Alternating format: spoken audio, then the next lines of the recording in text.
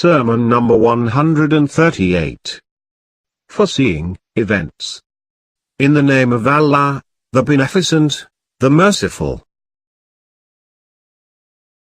He will direct desires towards the path of guidance, while people will have turned guidance towards desires, and he will turn their views to the direction of the Quran, while the people will have turned the Quran to their views. Till war will rage among you with full force, showing forth its teeth, with udders full of sweet milk but with a sour tip. Beware.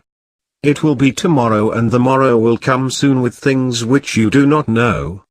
The man in power, not from this crowd, will take to task all those who were formerly appointed for their ill deeds, and the earth will pour forth its eternal treasures, and fling before him easily her keys. He will show you the just way of behavior and revive the Quran and Sunnah, which have become lifeless among people.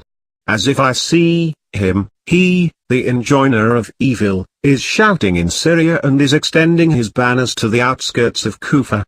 He is bent towards it like the biting of the she-camel. He has covered the ground with heads. His mouth is wide open, and the trampling of his footsteps on the ground have become heavy.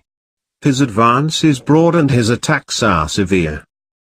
By Allah, he will disperse you throughout the earth till only a few of you remain, like coal in the eye. You will continue like this till the Arabs return to their sense. You should therefore stick to established ways, clear signs, and the early period which has the lasting virtues of the prophethood. You should know that Shaitan makes his ways easy so that you may follow him on his heels.